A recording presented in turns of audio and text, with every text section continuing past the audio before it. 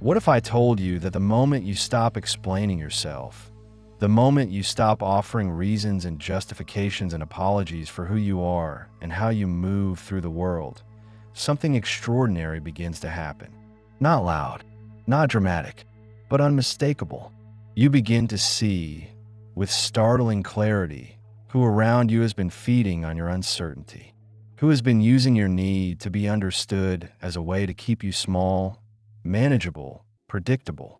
There's a particular kind of person who thrives on your explanations, who waits for you to justify your boundaries, your choices, your silences. And when you stop feeding that hunger, when you simply exist without the performance of self-defense, they panic. Not always visibly. Sometimes it is subtle. A shift in their eyes, a tightness in their voice, a sudden urgency in their questions. But it is there. And once you see it, you cannot unsee it. Maybe you have spent years believing that if you could just explain yourself well enough, clearly enough, kindly enough, people would finally understand. That if you could articulate the reasons for your need for solitude, for your refusal of certain social scripts, for your withdrawal from situations that feel hollow or draining, then others would accept you, perhaps even respect you. But what happens instead is that the more you explain, the more material you give them to question, to doubt, to reshape into something that fits their understanding of how people should be. Your explanations become invitations for others to weigh in on your inner life, to offer opinions on whether your reasons are valid, whether your feelings are proportionate, whether your boundaries are reasonable. And somewhere in that exchange, without even realizing it, you hand over your authority. You place your sense of self on a table and ask others to approve it. Carl Jung understood something essential about the human psyche, something that runs deeper than most of us are taught to recognize. He spoke of the persona, that mask we wear to move through the social world, the version of ourselves we present so that we can function, belong, be accepted. But beneath that persona lies the true self, the inner world, vast and complex and often at odds with what the outer world expects. For some people, the gap between the persona and the inner self is small. They move through life without much friction, without much questioning. Their inner world and the social world align easily. But for others, for those who feel things deeply, who think in layers, who cannot help but notice the contradictions and the shallowness and the unspoken tensions in rooms full of people, that gap is wide. And living in that gap is exhausting. It requires constant translation, constant adjustment, constant explanation. You learn early that people do not always want to know the truth of who you are. They want the version that makes sense to them, the version that does not challenge their assumptions, the version that fits neatly into the categories they already understand. So you begin to explain. You soften your edges. You justify your need for time alone by framing it as recharging, as self-care, as something temporary, and ultimately in service of being more available later. You explain your discomfort in large groups by pointing to introversion, to sensory sensitivity, to anything that sounds like a reasonable accommodation rather than a fundamental difference in how you experience the world. You apologize for not responding immediately to messages, for not attending every gathering, for not performing enthusiasm in the way others expect. And with each explanation, you hope that this time they will understand. This time, they will stop asking you to be different. But understanding is not really what they are asking for. What they want, often without realizing it, is compliance.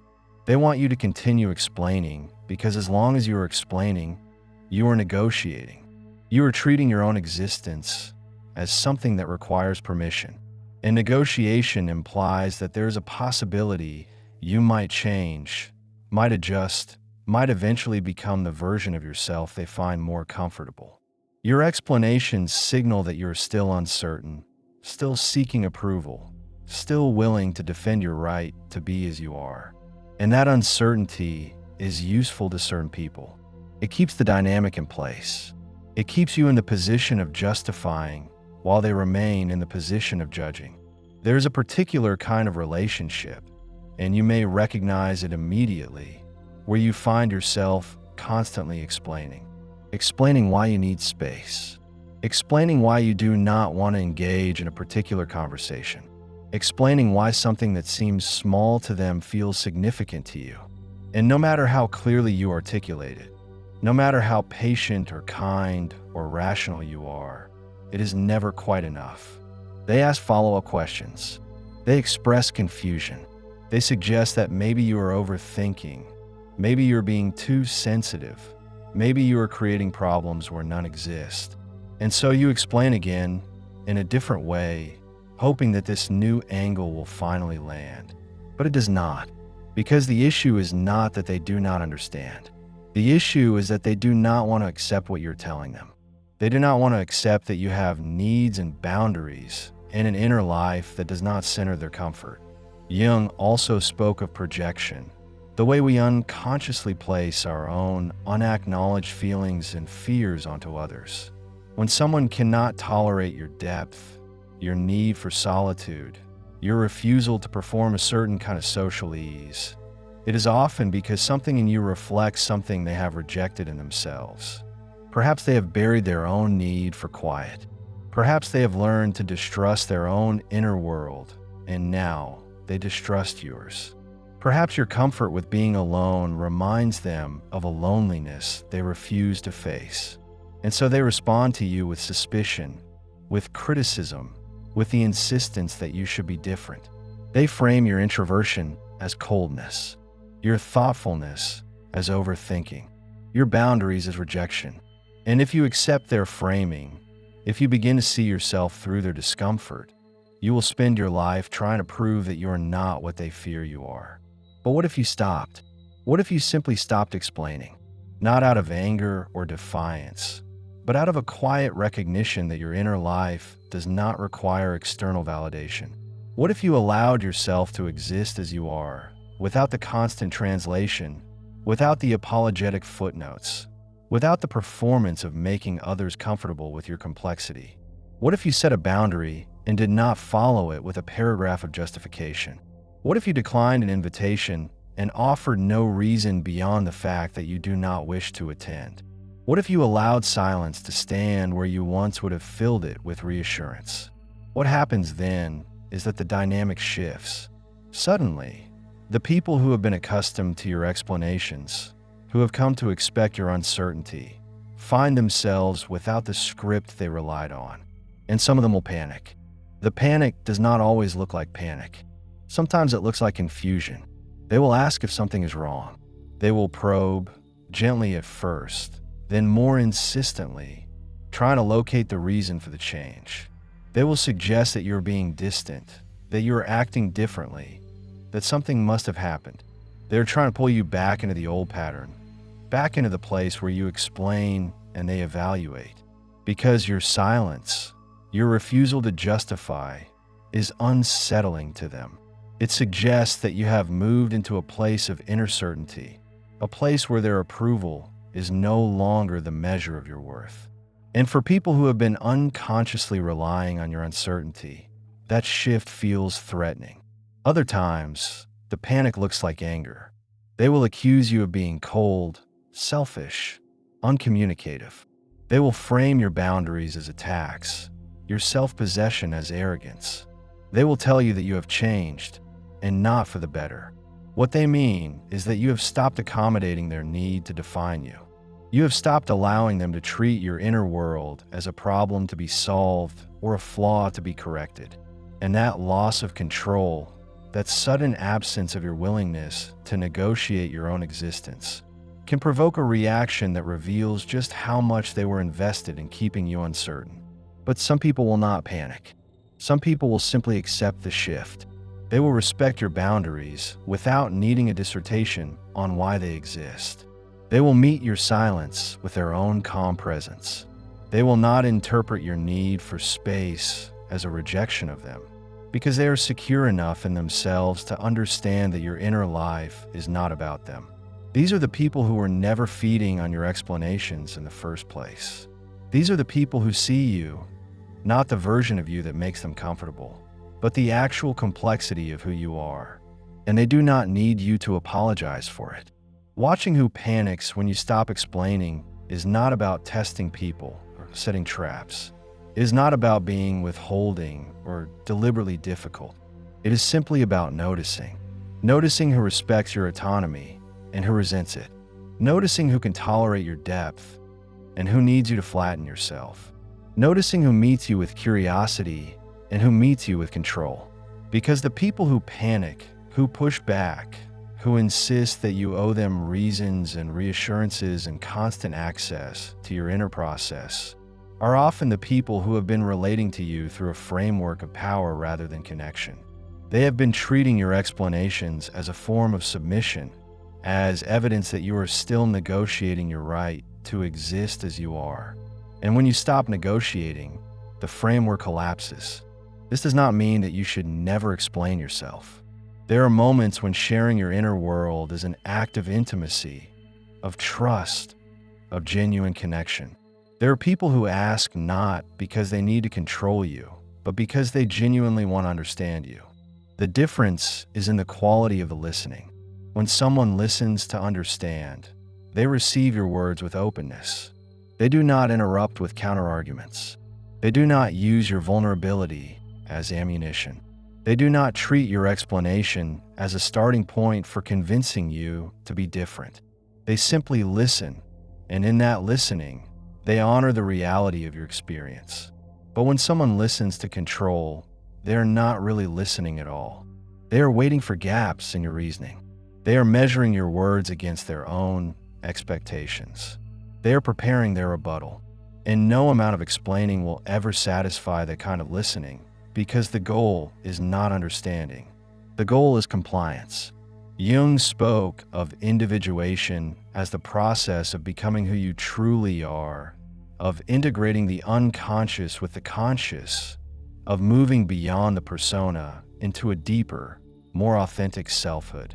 It is not a process that happens all at once. It is gradual, often painful, and it requires a willingness to stand apart from the collective, to disappoint others, to be misunderstood. Because the collective, the social world, has its own needs and expectations, and those needs are not always aligned with your inner truth. The collective rewards conformity, predictability, the willingness to explain and justify and adjust. It is uncomfortable with people who live from a place of inner authority, who do not need external validation to know that their way of being is valid. When you stop explaining yourself, you are, in a sense, stepping into that process of individuation. You are choosing your inner coherence over external approval.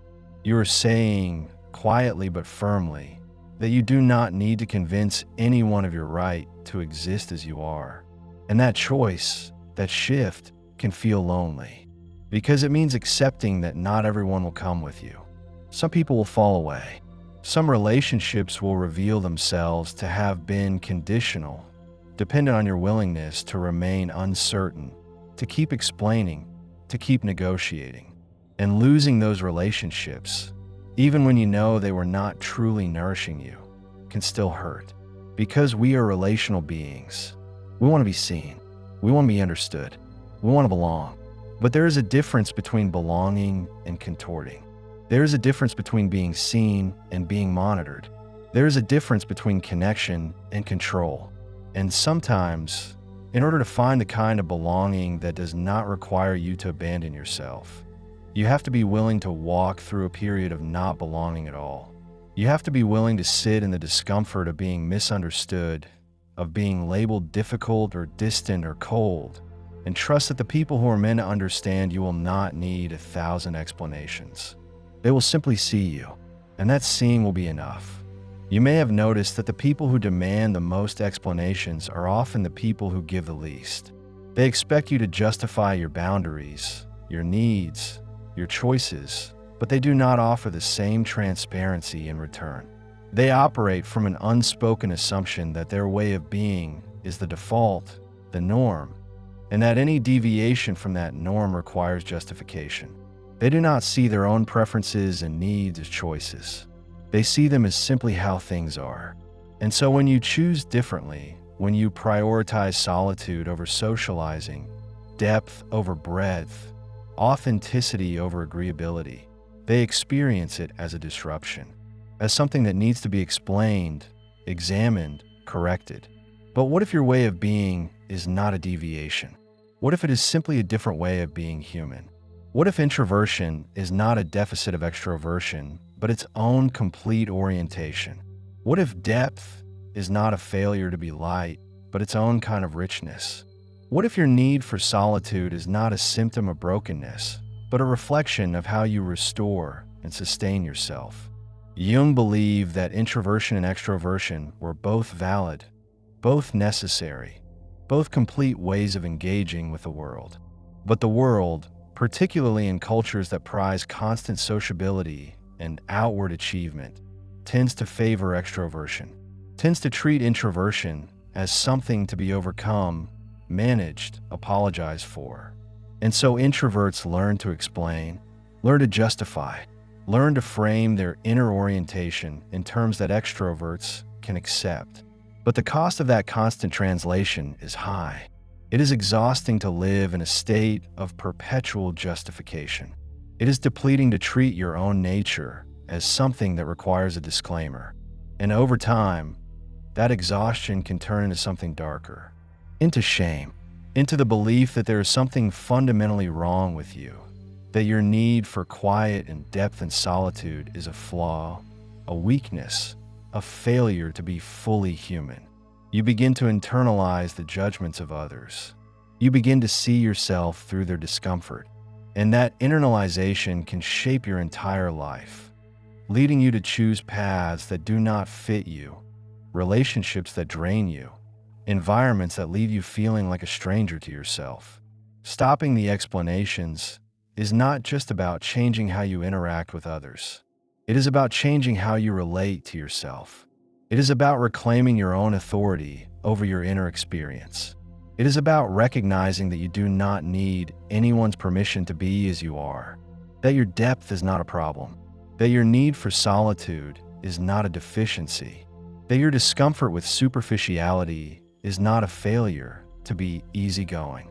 It is about trusting your own perceptions, your own feelings, your own sense of what nourishes you and what depletes you. And that trust, that inner authority, is not something anyone can give you. It is something you must claim for yourself. When you stop explaining, you also stop giving others the opportunity to misinterpret you in ways that serve their own narratives. Because every explanation is a piece of information that can be reshaped, recontextualized, used against you. You explain that you need time alone to recharge, and they hear that you do not value connection. You explain that large groups overwhelm you, and they hear that you think you are too good for ordinary socializing. You explain that you prefer deep conversations to small talk, and they hear that you are judgmental.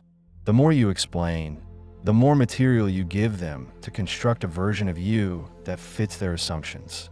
But when you simply state your boundary or your choice without elaboration, there is less room for distortion. There is only the fact of who you are and what you need. And people can accept that or not, but they cannot as easily twist it into something it is not. This is not about being cold or withholding. It is not about refusing to communicate or shutting people out. It is about discernment, about recognizing the difference between someone who genuinely wants to understand you and someone who wants to manage you, about knowing when sharing your inner world will deepen a connection and when it will only provide ammunition for someone who is not truly interested in seeing you.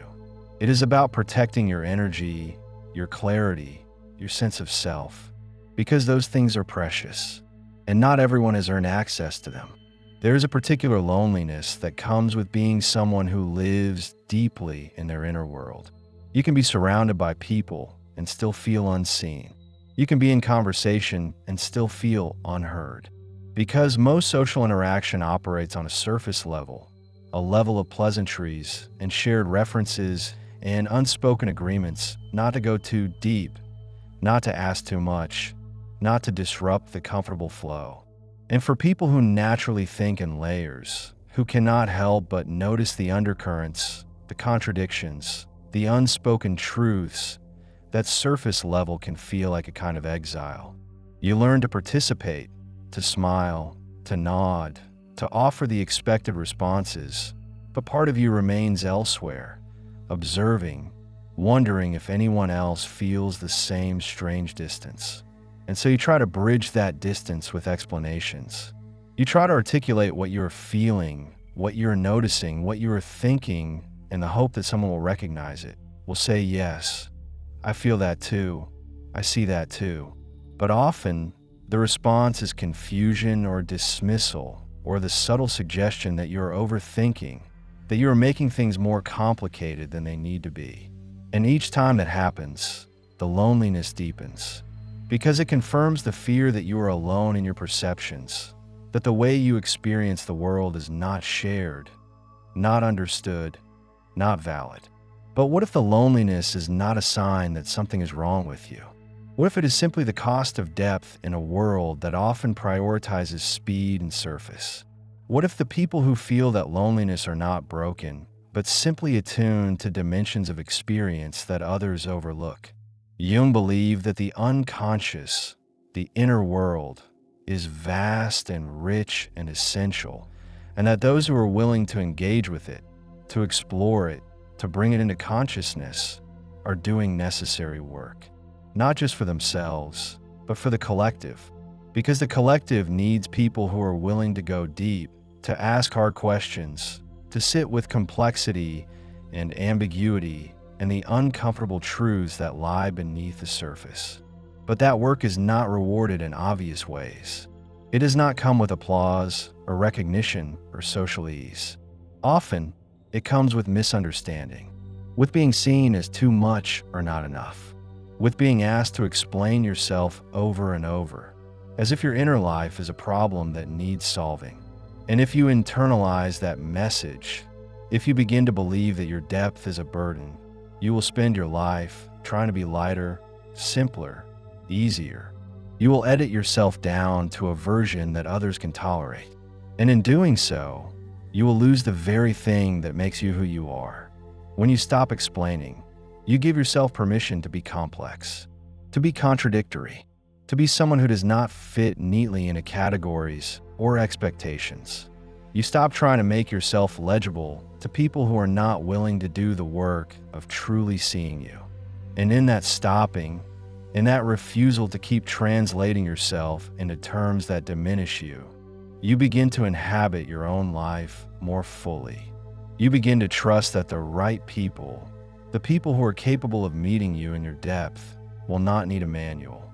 They will recognize you, not because you have explained yourself perfectly, but because they are attuned to the same frequencies, because they, too, know what it is to live in the gap between the inner world and the outer world, because they, too, have felt the loneliness of being misunderstood and have chosen depth anyway. Watching who panics is not about judgment. It is about clarity. It is about seeing, with compassion but without illusion, who in your life is truly capable of relationship and who is only capable of transaction. Because some relationships are transactional. They are based on exchange, on what you provide, on your willingness to meet certain expectations. And when you stop providing in the way you once did, when you stop explaining and justifying and accommodating, the transaction breaks down. The other person panics because they have lost access to something they were relying on. But that panic is not your responsibility. It is information. It tells you that the relationship was never about seeing you. It was about using you. And that realization, painful as it may be, is also liberating. Because it means you can stop investing in connections that were never truly nourishing you. You can stop giving your energy to people who only valued you as long as you remained uncertain, manageable, willing to explain. You can redirect that energy toward yourself, toward your own inner work, toward the people and pursuits that genuinely resonate with who you are. You can begin to build a life that does not require you to apologize for existing. There's a kind of power in silence, not the silence of withholding or punishment, but the silence of self-possession. The silence that says, I know who I am, and I do not need to convince you. The silence that holds space for complexity without rushing to resolve it. The silence that allows others to sit with their own discomfort instead of rushing to soothe it. When you stop explaining, you step into that silence. And it can feel vulnerable at first because you're so accustomed to filling the space with words, with reassurances, with the performance of being understandable. But as you practice it, as you allow yourself to simply be without the constant narration, you begin to notice something. You begin to notice that you feel more solid, more grounded, more like yourself. Because the act of explaining, especially when it is driven by the need for approval, pulls you out of your center. It puts you in a position of defense, of justification, of trying to manage how others perceive you. And that is an exhausting place to live. It is a place of constant vigilance, constant adjustment, constant performance. But when you stop explaining, you return to yourself. You stop trying to control the narrative, and you simply inhabit your experience. You allow others to think what they will, to feel what they feel, to make their own meaning of your choices. And in that allowing, you reclaim your energy. You reclaim your clarity. You reclaim your life. Jung spoke of the shadow, the parts of ourselves we reject or deny, the parts we deem unacceptable. And often, what we are asked to explain, what we are asked to justify, are the very parts of ourselves that the collective has deemed problematic. Our need for solitude, our discomfort with superficiality, our refusal to perform a certain kind of social ease. These are not flaws. They are not symptoms of dysfunction. They are simply aspects of who we are. But when we are constantly asked to explain them, to defend them, to prove that they are reasonable, we begin to see them as shadow. We begin to believe that they are problems.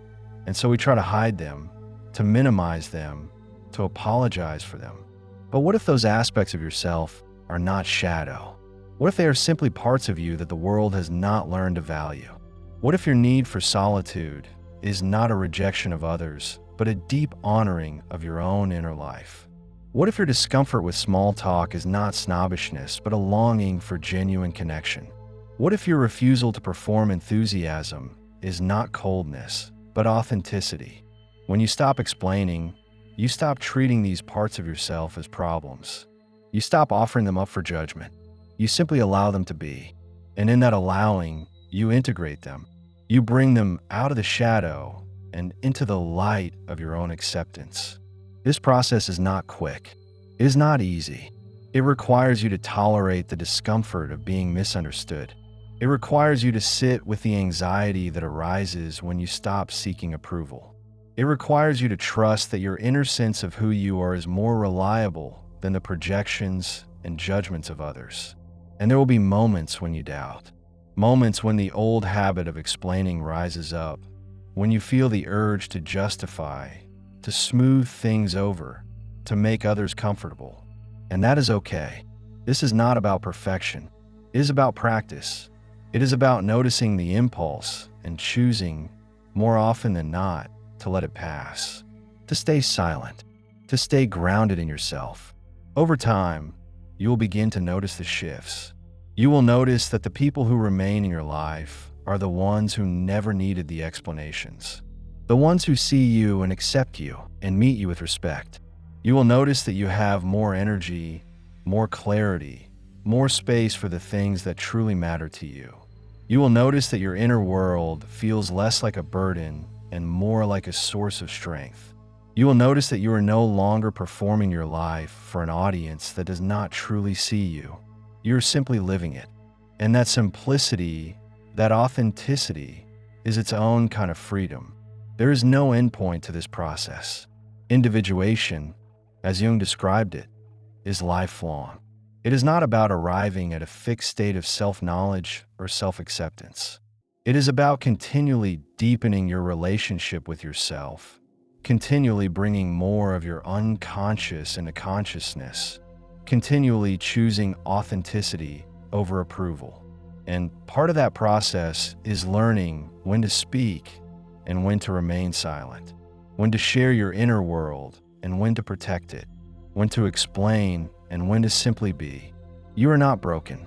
You are not too much or not enough. You're not a problem that needs solving. You are a person with a rich inner life, with depth and complexity and a way of being that may not fit the dominant scripts, but that does not make it wrong. It makes it yours. And you do not owe anyone an explanation for that. You do not owe anyone access to your inner world unless you choose to give it. You do not owe anyone comfort at the expense of your own integrity. So stop explaining, not out of defensiveness or anger, but out of a quiet recognition of your own worth. Stop negotiating your right to exist as you are. Stop translating yourself into terms that diminish you. Stop performing for people who will never truly see you. And watch. Watch who panics. Watch who respects your silence. Watch who can tolerate your depth and who cannot. And let that information guide you. Let it show you who is capable of real relationship and who is not. Let it show you where to invest your energy and where to withdraw it. And in that watching, in that discernment, you will find something you may have been searching for all along. Not the approval of others, not the comfort of being understood by everyone, but the deep, quiet assurance that comes from knowing yourself, trusting yourself, and choosing to live from that place of inner authority. That is the gift of stopping the explanations. That is the gift of letting others meet you as you are, without apology, without justification, without the constant performance of making yourself acceptable. That is the gift of coming home to yourself.